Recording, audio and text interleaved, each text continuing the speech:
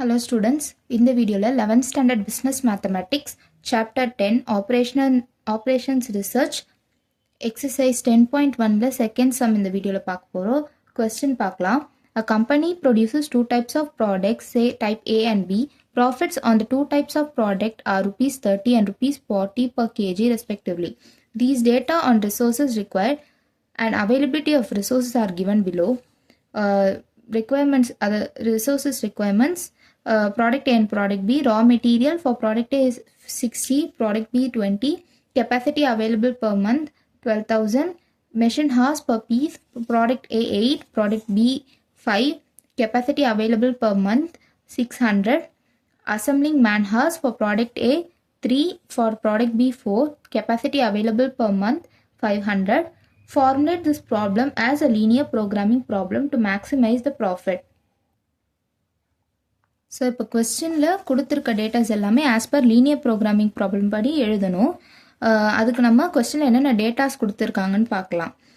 ஒரு கம்பெனி வந்து two types of product வந்து ப்ரொடியூஸ் பண்ணுறாங்கன்னு சொல்லியிருக்காங்க. அதாவது product A and product B. Profit unit of product A and product B கொடுத்துருக்காங்க. rupees 30 and rupees 40 for per kg. And resources requirement for producing per unit of product A and product B வந்து இந்த டேப்லோ காலமில் கொடுத்துருக்காங்க. And total availability வந்து இங்கே கொடுத்துருக்காங்க. For raw material பார்த்தீங்கன்னா for product A, அதாவது for per unit of product A வந்து raw material 60 kgs வந்து ரெக்வயர் ஆகுதுன்றாங்க. அண்ட் ஃபார் ப்ராடக்ட் பி வந்து 20 kgs வந்து ரெக்வயர் ஆகுதுன்றாங்க. And total availability per month வந்து 12,000 கொடுத்துருக்காங்க. அண்டு மெஷின் ஹார்ஸ் பார்த்தீங்கன்னா ஃபார் ப்ராடக்ட் ஏ வந்து 8 ஹார்ஸ் தேவைப்படுது. ஒரு யூனிட் ஆஃப் ப்ராடக்ட் ஏ தயாரிக்க 8 ஹார்ஸ் தேவைப்படுது. அண்ட் ஒரு யூனிட் ஆஃப் ப்ராடக்ட் பி தயாரிக்க 5 ஹார்ஸ் தேவைப்படுது. And total availability per month வந்து 600. ஃபார் அசம்பிளிங் மேன் ஹார்ஸ், அதாவது அந்த ப்ராடக்ட் அசம்பிள் பண்ணுறதுக்கு மேன் ஹார்ஸ் வந்து ஃபார் ப்ராடக்ட் ஏ 3 ஹார்ஸ் தேவைப்படுது. ஃபார் ப்ராடக்ட் பி 4 ஹார்ஸ் தேவைப்படுது. அண்ட் டோட்டல் அவைலபிலிட்டி, அதாவது total man hour availability per month வந்து 500 கொடுத்துருக்காங்க. ஸோ அந்த கொடுத்துருக்க டேட்டாஸ் எல்லாமே as per linear programming problem படி இப்போ நம்ம அதை எழுத போகிறோம். ஸோ இந்த எல்பிபியோட ஃபர்ஸ்ட் ஸ்டெப்பாக x1 and x2 be the number of product type A and B respectively நம்ம எழுதிக்கலாம். நெக்ஸ்ட் வந்து நம்ம அப்ஜெக்டிவ் ஃபங்க்ஷன் ஃபைண்ட் அவுட் பண்ணுவோம். Objective function which is nothing but total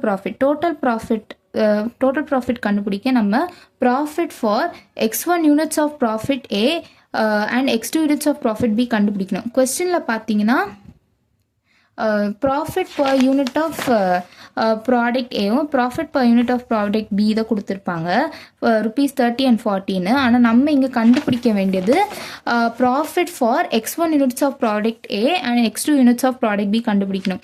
so இதை எப்படி கண்டுபிடிக்கலாம்னா profit per unit into number of units of product A and product B வந்து அதோட மல்டிப்ளை பண்ணால் நமக்கு கிடச்சிடும். அண்ட் டோட்டல் ப்ராஃபிட் வந்து இது ரெண்டுத்தையும் நம்ம சம் பண்ணோன்னா டோட்டல் ப்ராஃபிட் நமக்கு கிடச்சிடும். So total profit is equal to objective function, அதுதான் அப்ஜெக்டிவ் ஃபங்க்ஷன், அது ஜெட்டுன்னு நம்ம டினோட் பண்ணுறோம். இஸ் ஈக்குவல் டு 30x1 + 40x2ன்னு எழுதிக்கிறோம். ஸோ இந்த ஃபங்க்ஷன் தான் நம்ம வந்து மேக்ஸிமைஸ் பண்ணணும். கன்ஸ்டெயின்ஸ்ன்றது எல்லா ப்ராஃபிட் மேக்ஸிமைசேஷனோட லிமிட்டேஷன்ஸ் எல்லாமே கன்ஸ்டெயினில் எழுதணும். கன்ஸ்டெயின்ஸ்ன்றது ஜென்ரலாக நம்ம ரிசோர்ஸஸ் பற்றி எழுதுவோம். ரிசோர்ஸஸ் அவைலபிலிட்டி தான் நம்ம இங்கே எழுதுவோம். இங்கே பார்த்தீங்கன்னா கொஸ்டினில் வந்து resources availability for per unit of product A and product B தான் கொடுத்துருக்காங்க.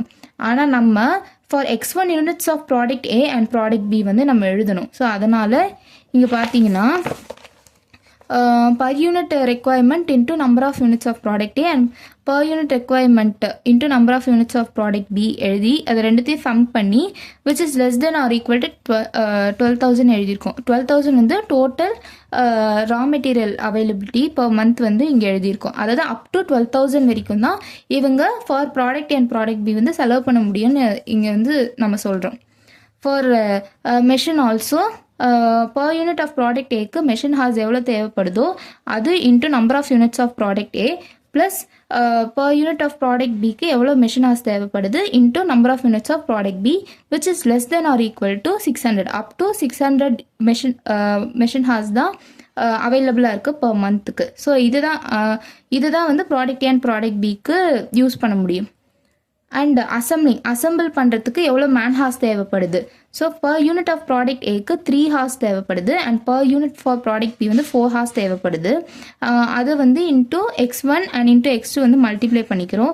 ஸோ இது ரெண்டுமே சேர்த்து அப் டு 500 மேன் ஹார்ஸ் தான் ஒரு மந்த்துக்கு வந்து அவைலபிளாக இருக்குது. ஸோ அதுதான் which is less than or equal to 500 நம்ம எழுதிக்கிறோம். அண்ட் நெக்ஸ்ட்டு கடைசியாக நம்ம நான் நெகட்டிவ் ரெஸ்ட்ரிக்ஷன்ஸ் வந்து எழுதிக்கிறோம். ஸோ நான் நெகட்டிவ் ரெஸ்ட்ரிக்ஷன்ஸில் என்ன வரும்னா, இந்த x1 அண்ட் x2 வேரியபிள்ஸ் நம்ம எடுத்துக்கிட்டோம் இல்லையா, அது வந்து either positive value or negative value எடுத்துக்கிறான்னு நம்ம வந்து இங்கே மென்ஷன் பண்ணும். சின்ஸ் நம்பர் ஆஃப் ப்ராடக்ட்ஸ் வந்து நெகட்டிவ் வேல்யூ எடுத்துக்காது, அதனால் இங்கே நம்ம greater than or equal to 0 எழுதிக்கிறோம். ஸோ பாசிட்டிவ் வேல்யூ எடுத்துக்கிறதால greater than or equal to 0ன்னு எழுதிக்கிறோம். Next the mathematical formulation of LLP, அதாவது ஃபைனலாக இந்த objective function constraints and non negative restrictions எல்லாத்தையுமே ஆர்டராக எழுதிக்கிறோம். ஃபஸ்ட்டு நம்ம அப்ஜெக்டிவ் ஃபங்க்ஷன் எழுதிக்கிறோம். அதாவது z is equal to 30x1 plus 40x2 subject to the constraints. Subject to the constraints, இந்த constraints எல்லாத்தையுமே எழுதணும். which is raw material requirement, machine hours, assembling man hours, இதெல்லாமே ஆர்டராக எழுதிட்டு கடைசியாக நம்ம நான் நெகட்டிவ் ரெஸ்ட்ரிக்ஷன், அதாவது வேரியபிள்ஸ் என்ன வேல்யூஸ் வந்து எடுத்துக்கோன்றதை இங்கே மென்ஷன் பண்ணிடணும். அவ்வளோதான் இந்த சம். உங்களுக்கு ஏதாவது இந்த சம்மில் டவுட் இருந்ததுன்னா, உங்களுக்கு புரியலன்னா கண்டிப்பாக நீங்கள் கமெண்ட் பாக்ஸில் கமெண்ட் பண்ணலாம்.